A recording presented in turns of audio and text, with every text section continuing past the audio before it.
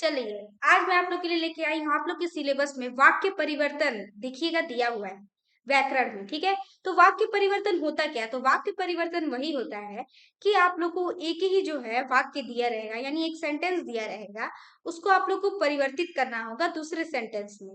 जैसे आप लोग इंग्लिश में पढ़ते हैं simple sentence, compound sentence and complex sentence. तो वही बात है इसमें भी है। इसमें होंगे सरल वाक्य, संयुक्त वाक्य और मिश्र वाक्य, ठीक है। तो तो वही बातें यहाँ पर भी हैं, ठीक है, कि हम लोग को जो है सेंटेंस बदलने रहेंगे। आप लोग को दिया रहेगा यथा निर्देश बदलिए।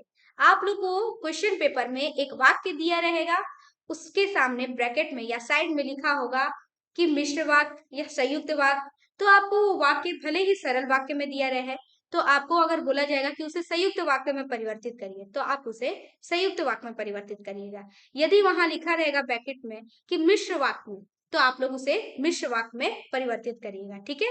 तो इसी तरह से आप लोगों के क्वेश्चन पेपर में आएगा। तो चलिए, आज मैं समझा भी दे रही हूँ आपको, एक एग्जाम्पल के साथ भी बताऊंगी और बता भी दूंगी कि एक्चुअली में यह जो वाक्य होता क्या है, सरल वाक्य संयुक्त वाक्य क्या होता है, ठीक है।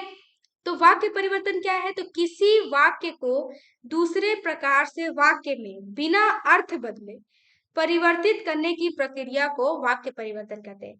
यानी कि क्या, दूसरे प्रकार से वाक्य में, यानी एक वाक्य रहेंगे उसको हम लोग दूसरे प्रकार से उसको बदलाव लाएंगे, लेकिन उसका क्या है, अर्थ नहीं बदलेगा, वो उसी अर्थ में रहेगा, ठीक है। परिवर्तित करने की प्रक्रिया को क्या कहते हैं? वाक्य परिवर्तन कहते हैं, ठीक है। वाक्य तीन प्रकार के होते हैं, कौन कौन से? सरल वाक्य, संयुक्त वाक्य और मिश्र वाक्य।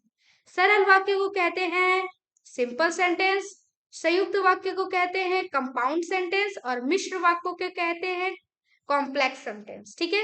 अब आप लोग देख लीजिए, सरल वाक्य का जो है उदाहरण मैं आप लोग को देकर बताती हूँ, उसके बाद वही जो है मैं वाक्य है उसी का मैं संयुक्त वाक्य भी बताऊंगी, उसके बाद वही वाक्य का मैं मिश्र वाक्य भी बता।